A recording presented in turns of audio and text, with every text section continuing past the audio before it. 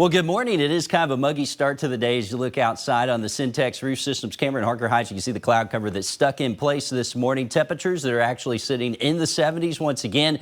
In fact, some areas close to 80. Bryan College Station now at 78. That was 76 in Waco, 75 Temple and Killeen. Either way, it is a warm and a muggy morning with those dew points that have worked into the 70s as well. That is that warm Gulf air that's working in from the south winds out there. The south winds will be hanging around today, so expect a warm one to continue and a muggy one as well. 75 by 7 o'clock, 85 by noon. Those feel like temperatures could get close to 100 this afternoon as we head close to 90. So a day you want to stay hydrated.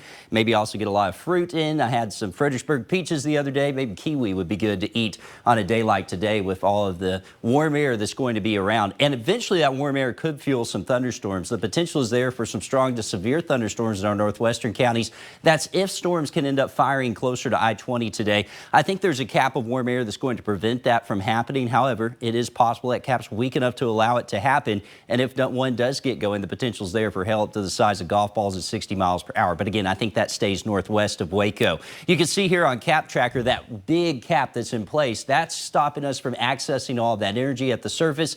Eventually, as we get into the afternoon, we heat up that cap erodes, and it may erode enough for an isolated thunderstorm to the northwest. But then that cap strengthens just as quickly as the sun goes down. So I don't anticipate this being an issue for Waco-Temple-Killeen, just our northwestern counties. We'll start tomorrow very similar, very muggy again, the cap well in place. And as that dry line gets closer to us, it'll actually get some help from a cold front tomorrow. And it's where those kind of meet that we'll have the best chance of seeing thunderstorms punch through that cap. And I think that could be closer to our northwestern counties. And if they fire a little closer there as opposed to north of I-20 and towards the Dallas-Fort Worth area, then they'll have the potential to roll into Waco-Temple-Killeen and should weaken before they reach the Brazos Valley. So that severe storm potential tomorrow is higher, but it's mainly focused to the northwest once again. It's where I have you under the risk of scattered severe thunderstorms and the isolated risk going down towards Highway 79. Once I think you get in the Brazos Valley, those storms die before then. Hell up to the size of hen eggs, winds to 70 possible, and we can't rule out an isolated tornado also tomorrow. So tomorrow will be a bigger day to watch. However, I do think, once again, the biggest risk will stay to the north for the most part. Still,